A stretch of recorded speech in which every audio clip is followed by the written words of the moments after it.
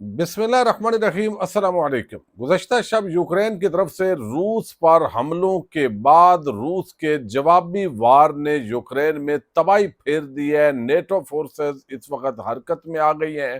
ایک بڑی جنگ ایک مرتبہ پھر شروع ہو چکی ہے۔ اس حوالے سے مزید کیا اپڈیٹس ہیں وہ آپ کے سامنے رکھنی ہے۔ دوسری طرف پاکستان اور ترکیہ کی انٹیلیجنس ایجنسیز نے ایک مشترکہ آپریشن کیا اور انتہائی عام گرفتاری ہوئی ہے۔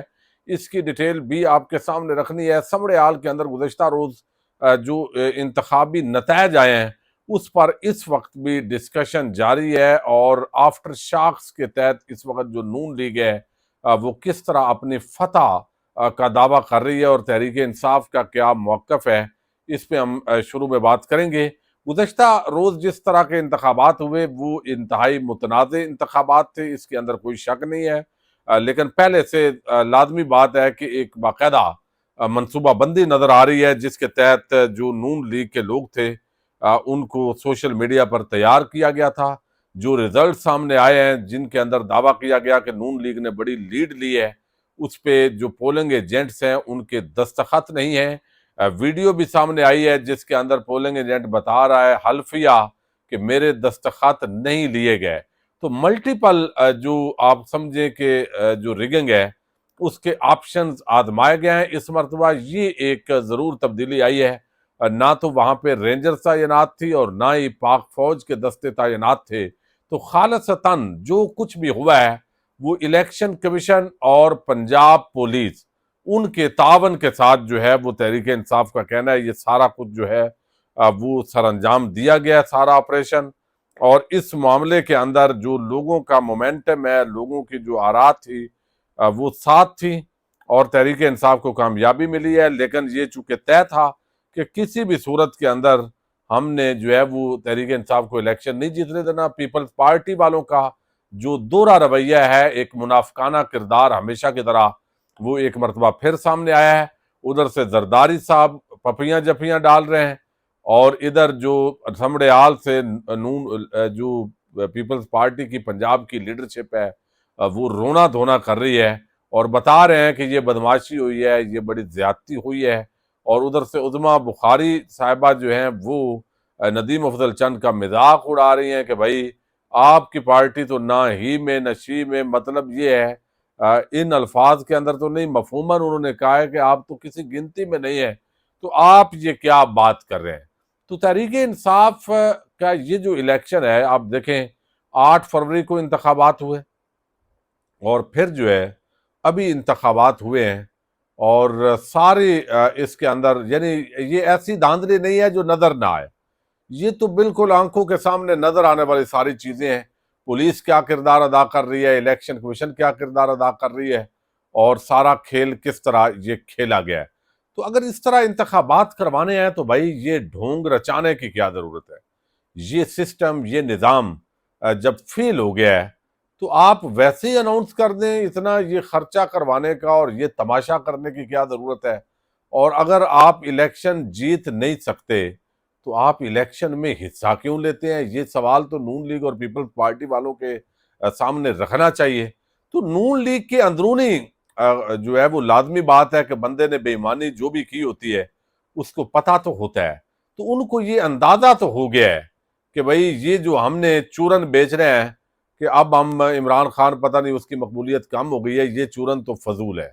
جب بھی ووٹ کا معاملہ ہوگا اور مقابلے میں نون لیگ اور پیپلز پارٹی کھڑے ہوں گے تو اس وقت کسی کا بھی جو ضمیر ہے وہ پھر ادھر ذرا مشکل ہو جائے گی اس کے لیے۔ تو یہ ساری human rights commission of Pakistan نے بھی اس پر ریزرویشن کا اظہار کیا ہے، اور باقی مزید اس پہ بہت ساری بات چیت ہو رہی ہے اور احتجاج کیا ہے۔ تحریک انصاف کی لیڈرشپ نے بھرپور رول پلے کیا ہے۔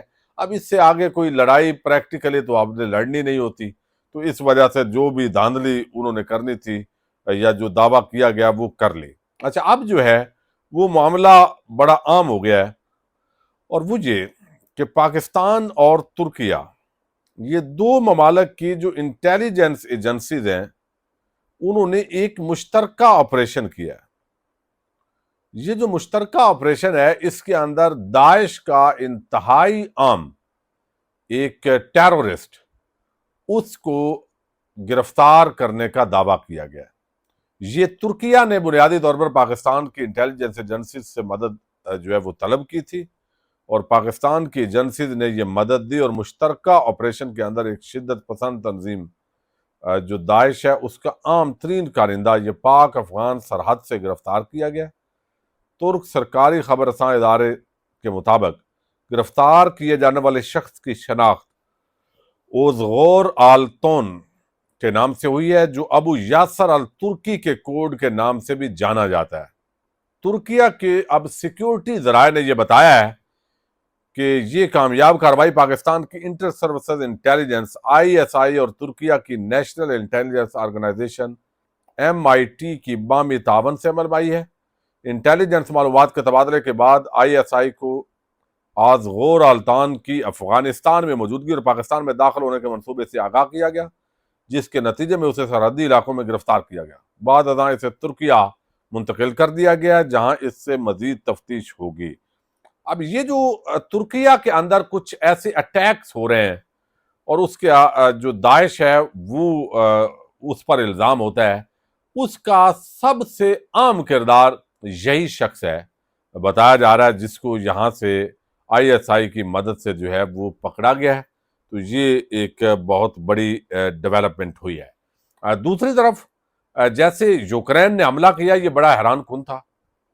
دیکھیں آپ ٹرک کے اندر لے جا کے کنٹینر میں پورے آپ وہاں پہ میزائل بھی لے کے چلے جائیں رشیا کے اندر، اور وہاں ڈرون طیارے بھی موجود ہوں چھوٹے، اور وہ اس طرح کے باقاعدہ ان کی کوڈ فٹنگ ہو AI کے ذریعے، اور وہ متعلقہ اس طیارے کے اسی حصے کو ہٹ کریں جس کا جو نقصان پورے طیارے کا ہو، تو یہ ایک اپنی نوعیت کا بہت بڑا واقعہ ہے۔ اور موجودہ جو جنگی تاریخ ہے اور جس انداز میں ممالک جنگیں لڑ رہے ہیں، اس کے اندر یہ بہت بڑا ایک انہونا واقعہ ہے۔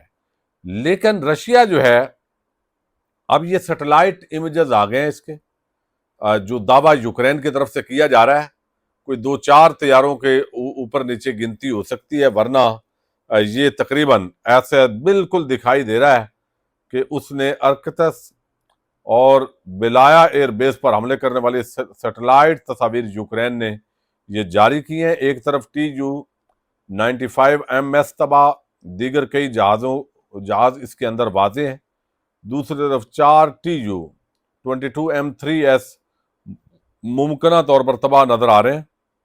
یہ صرف ایک جو فضائی اڈا ہے اس کے نقصانات کی یہ جو ویڈیو ہے سیٹلائٹ امیج وہ انہوں نے جاری کیا ہے رات کا۔ تو یہ بات تو طے ہو گئی ہے کہ بڑا نقصان پہنچایا ہے جو ہے وہ اس نے یوکرین نے۔ لیکن ہنگامی طور پر رات گئے جو ہے وہ رشیا کے اندر ان کی جو قومی سلامتی کمیٹی ہے اس کا انتہائی عام اجلاس ہوا ہے پیوٹن کی سربراہی کے اندر، اور اس کے اندر فیصلے کر لیے گئے، اہداف چنے گئے۔ روٹین کے مطابق جو ہے اس وقت جو میزائل ہیں ان کے ذریعے یوکرین کے اندر تباہی پھیری گئی ہے۔ رات کو ہی وہ دیکھا گیا ہے کہ بہت سارے جو میزائل ہیں وہ ناکام بھی بنائے گئے ہیں۔ نیٹو فورسز وہ اس وقت متحرک ہوئی ہیں، چونکہ اصل میں روس سے جس کو زیادہ خطرہ محسوس ہوتا ہے وہ یورپ ہے، یعنی یہ یورپی جو ممالک ہیں وہ سمجھتے ہیں کہ بھئی یہ یوکرین تک پہنچ گیا ہے تو اب یہ آگے ہمارے جو ممالک ہیں یہ اس کا اصل جو ہے وہ نشانہ ہے۔ اب یہاں پہ جو ہے وہ جتنی بھی یہ ڈیولپمنٹس ہو رہی ہیں یہ ایک نئی بہت بڑی، چونکہ رشیا جیسا ملک جو ہے جس کے پاس اتنا ایٹمی پاور ہے، تو اپنی ساکھ بچانے کے لیے یہ آپ سمجھیں کہ سوویت یونین ٹوٹنے کے بعد امریکہ اور رشیا کی جو ایک سرد جنگ کا یہ پورا دور گزرا، اب یہ سب سے بڑا جو ہے وہ حملہ ہے موجودہ اس جنگی تاریخ کا جو یہاں پہ کیا گیا ہے باقاعدہ طور پر، یعنی ان جنگی طیاروں پہ جنہوں نے دراصل کام کرنا ہے، پھر S-400 جو دفاعی نظام ہے وہ اس کے اندر کام نہ کر سکے، پھر بذات خود جو سیکیورٹی ہے رشیا کا اس کے اوپر یہ بہت بڑا ایک سوالیہ نشان جو ہے وہ بیان کیا جا رہا ہے۔ لیکن اس وقت جو روس ہے، یوکرین کے دارالحکومت کیو کے نشانہ بنایا گیا ہے، بنایا جا رہا ہے۔ روسی میزائل یکے بعد دیگر مختلف علاقوں میں کئی بلڈنگز پر گر رہے ہیں، اور کیو کے باسیوں کے لیے یہ رات بہت مشکل اور لمبی تھی جو ابھی گزری ہے، لیکن اس کے علاوہ جو ہے وہ اب مزید حملے بھی جاری ہیں۔ تو جو اس وقت جو یوکرین کے پریزیڈنٹ ہیں وہ تو کہتے ہیں کہ بھئی ہماری یہ 1.5 سال پلاننگ کا حصہ ہے جو ہم نے جو کچھ کیا ہے، اور یوکرین کے دارالحکومت پر روسی ہائپر سونگ میزائل مسلسل برس رہے ہیں، رات کے برس رہے ہیں۔ تباہی کے مناظر ویڈیوز واضح طور پر نظر آ رہی ہیں۔ روس جو ہے وہ ٹوٹ پڑا ہے۔ اب یہ خبریں جو ہے وہ آ رہی ہیں، کروز میزائل، بمبار اور ڈرونز اس وقت یوکرین کے مختلف علاقوں میں تباہی مچا رہے ہیں، اور روس کا یہ حملہ ابھی رات کو شروع ہوا ہے، اور اس میں ابھی جو ہے وہ اوشنگ میزائل استعمال ہونے باقی ہیں۔ تو یہ جو سارا کچھ معاملہ ہے، اور یوکرینی صدر اور دیگر اعلیٰ حکام خفیہ محفوظ مقام پر منتقل کر دیے گئے ہیں۔ اب بیچاری کیا ہو گیا، یعنی وہ برق گرتی ہے تو بیچارے مسلمانوں پہ جیسے وہ شعر ہے، تو مظلوم جو بھی عوام ہو، کوئی بھی مذہب ہو، اب وہ جو ہے نا ان پہ یہ سارا جو ہے وہ تباہی پھرے گی، اور بدقسمتی ہے۔ روسی ڈرون جو ہے اس کی ویڈیوز جو جاری ہوئی ہیں ابھی صبح کے وقت کی اور ابھی دن کے وقت کی، وہ واضح نظر آ رہا ہے کہ کیسے وہ میزائل، حالانکہ دعویٰ کر رہا ہے یوکرین کہ وہ روک رہے ہیں بہت ساری جگہوں پہ، لیکن گرتے ہوئے واضح طور پر تباہی مچاتے وہ نظر آ رہے ہیں۔ تو یہ ایک نیٹو فورسز اگر اب یوکرین کے حق میں رشیا کے اوپر چڑھائی کے لیے میدان میں آتی ہیں، اور ان کو درپردہ اگر امریکہ کی سپورٹ حاصل ہوتی ہے، تو یہ بڑا ایک خطرناک صورتحال ڈیولپ ہوگی۔ یا پھر یوکرین کو جتنی تباہی ہونی ہے وہ ہونے دیں گے ممالک، اس کے بعد درمیان میں کود کے کوئی جو ہے وہ معاملات صلح صفائی کی طرف جائیں گے۔ الٹیمیٹلی یہ ایک آپ سمجھیں کہ بہت بڑے لیول کا آپریشن جو ہے وہ اب رشیا کی طرف سے اس کا آغاز کیا جا رہا ہے، لیکن ابھی اصل جو لڑائی ہے وہ رشین سورسز کہہ رہے ہیں کہ وہ تو ہم ابھی کریں گے اور وہ نظر آئے گی۔ تو یہ بہت بڑی چینج ہے۔ پاکستان زندہ باد۔